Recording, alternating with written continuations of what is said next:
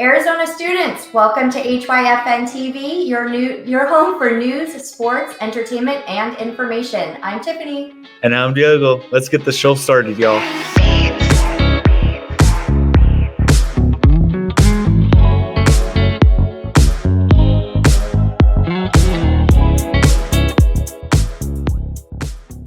Before we get started, to keep your mind moving into the weekend, we have HYFN Trivia.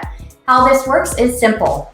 I'm going to read three trivia questions throughout today's show, and for those who think they have the answer, jump online to hyfntv@gmail.com and send in your answers. For those who get all three questions correct, before the end of the day, they will win an HYFN TV Dave & Buster's Power Pass. On Monday's show, we will give the answers. So, before we start our show, let's start with today's first trivia question. Question number 1. In which country is Machu Picchu located? Is it Peru, Spain, or Brazil? Again, that question is, in which country is Machu Picchu located? Is it going to be Peru, Spain, or Brazil? Hope you guys didn't think that we were going to be giving easy trivia questions, so let's jump into today's story first. And in developing news today, social media is huge in today's society, and students, you are already aware of how much time you are spending on social media. The debate on the pros and cons of social media and their mental impacts are all too familiar, and thankfully, now, legislators have introduced a bill with the hopes of protecting children from the harmful effects of social media. This bill is a bipartisan bill, which means both parties, Republican and Democrat, have come together and have agreed on the stipulations of the new legislation. Senators Marsha Blackburn, who is a Republican representing Tennessee, and Richard Blumenthal, a Democrat from Connecticut, sponsored the bill. The main 5 ideas are elements which are comprised of social media companies would be required to provide privacy options, the ability to disable addictive features, and to allow users to opt out of recommendations of videos or pages or other things to like. It would also make the strongest privacy protections the default. The bill would give parents tools to track time spent in the app, limit purchases, and help address addictive usage. It would also require social media companies to prevent and mitigate harm to minors, including self-harm, suicide, eating disorders, substance abuse, sexual exploitation, and unlawful products for minors, such as alcohol. Social media companies would be required to use a third party to perform independent reviews to quantify the risk to minors, compliance with the law, and whether the company is taking meaningful steps to prevent those harms. Social media companies would be required to give kids data and academic information to private researchers. The scientists would use that data to then do more research on what harms children on social media and how to prevent that harm. The bill was created due to the evidence negative impacts social media has on teenagers and young children and their mental health and well-being. And since the social media sites are not going to govern themselves, our government has stepped in. Meta, who is now the owner of Instagram and Facebook, didn't have any comments, and the same with Snap Inc., TikTok, and Twitter. But Meta did comment they are taking a stricter approach, and TikTok has updated their policies as of Tuesday. It's important for you students to know that social media is not the end-all be-all, and there's much more to the world around you. Having government regulations on anything creates consumer apprehension. However, this bill tends to lean heavy on the consumer protection, as growing up in a social media world, students have many distractions pulling them in any directions all day. So stick with us here at HYFN TV as we bring you the latest up-to-date news on this bill and other big news regarding the world around you. In today's youth sports report, we want to share 3 different camps starting for your spring break. The Strong Mind Run Club is having a run and fun camp for spring break, starting March 7th through the 11th and March 14th through the 18th. This camp has 3 hours of full running, crafts, games, and fun for ages 4 years old all the way to 5th grade, 9 a.m. to 12 a.m. each day. Next, we have the Under Armour Glendale Under the Lights football season beginning March 4th, and registrations from all ages K through 8 for boys and girls. This season for the league goes throughout March with the playoffs and the championship starting March 1st. Next, there's the SPF Spring Camp, which starts March 7th. They entertain kids by teaching them parkour, workout on trampolines, boxing, and my favorite, ninja training. I don't know what that is, but it sounds awesome. It's co-ed for ages 4 to 17, so register now before it's too late. If you have a youth event you would like to mention on the Youth Sports Report, email us at hyfntv@gmail.com. Today for Feel Good Friday, we are going to bring you an endearing story about a lost teddy bear in the Milwaukee airport and the little boy he belonged to. The teddy bear was posted all over social media sites by the airport's employees, even taking the time to pose him drinking a cup of coffee and learning how to be a pilot. Check this out. A teddy bear lost during a family trip is back where he belongs after becoming a star on social media. So Teddy was found last month in Milwaukee's airport. Employees posted pictures of him on social media, grabbing a cup of coffee, training to become a pilot. Anyway, lots of people enjoyed his adventures. 5 days later, the Teddy's family spotted that missing bear. My wife was sitting there and a friend of hers shared it via Facebook. It was just a fun story. And she was just on her phone, and then she just jumped up and she said, she couldn't even speak. And I looked at him like, that's his bear, without even a doubt. Well, there's 5-year-old Ezekiel Burnett. You know what happened was he actually tossed the teddy up into the air when they were getting ready to get on their flight. It got stuck in the rafters, and their parents were like, we don't have time to get it. We got to catch the flight. We got to catch the flight. So they left. He was heartbroken, and look what happens at the end. They both look happy in that. That was really sweet and awesome.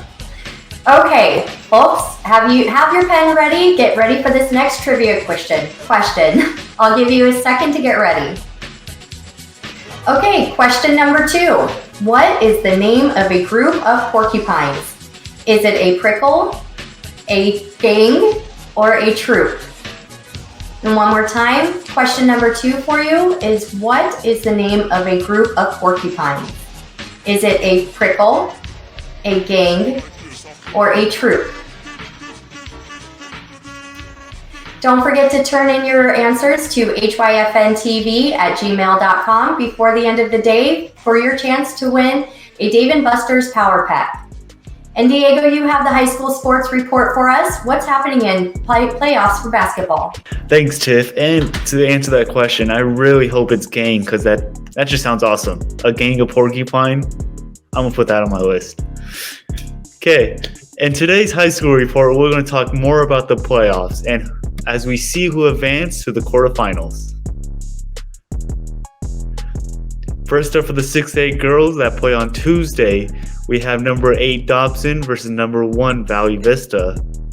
Then we have number 5 Desert Vista versus number 4 Hamilton. Then we have number 11 Perry High School versus number 3 Westwood. Then finally, we have number 10 Pinnacle versus number 2 Xavier Prep.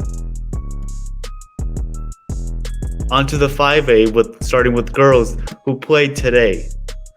We had number 9 Ironwood Ridge versus number 1 Flowing Wells.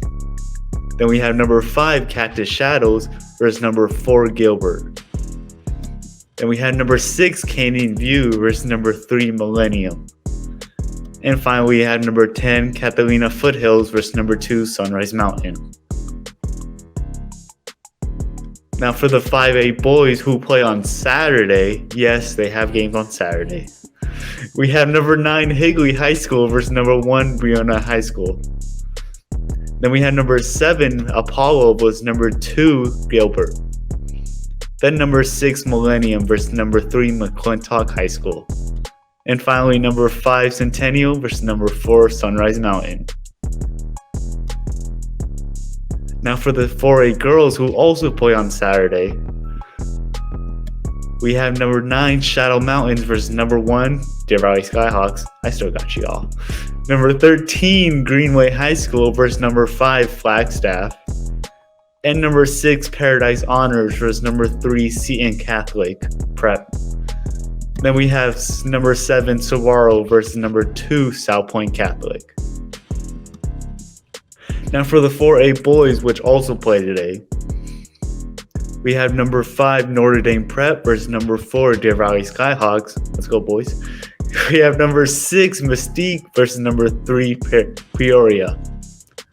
Then we have number 1, South Point Catholic versus number 8, Cactus.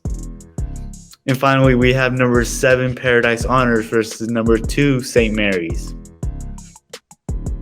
The 6A's boys' first round was last night, so to check out the results of all the games, make sure you check out azpreps365.com. Okay, students, get your pencils out and get ready, or just get ready to screenshot today's last trivia question for the chance to win the HYFN TV Power Pack from our friends and partners at Dave & Buster's. Okay, are you ready? Today's third and final question. Which of the following is the lowest prime number? Is it 11, 12, or 7? Once again, our final question of the day. Which of the following is the lowest prime number? Is it 11, 12, or 7? You students good at math probably think this one is too easy. If so, that power pack is as good as yours. Don't forget to email us and give us your answers, and we will give you the answers for today's questions on Monday's news. Okay, back to the news. On Wednesday, we brought to you who is running for the office of Secretary of State, and today we are going to follow up by giving you their websites and how you can contact them. Starting with the Democratic Party, we have Reginald Boulding, and his website is reginaldboulding.com. And we have Adrian Fontes, whose website is electfontes.com. For the Republican Party, first up we have Shauna Bullock, who can be reached at bullockforarizona.com. Next up is Mark Fincham, and his website is votefincham.com. Next we have Bo Lane, whose website is bolaneforaz.com. And rounding out the Republican Party, we have Michelle Ugenti-Rita, who can be reached at electmichelle.com.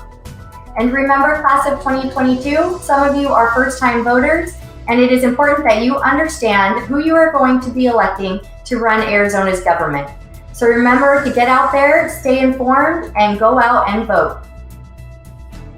Let's get into the CAA Preps report right now.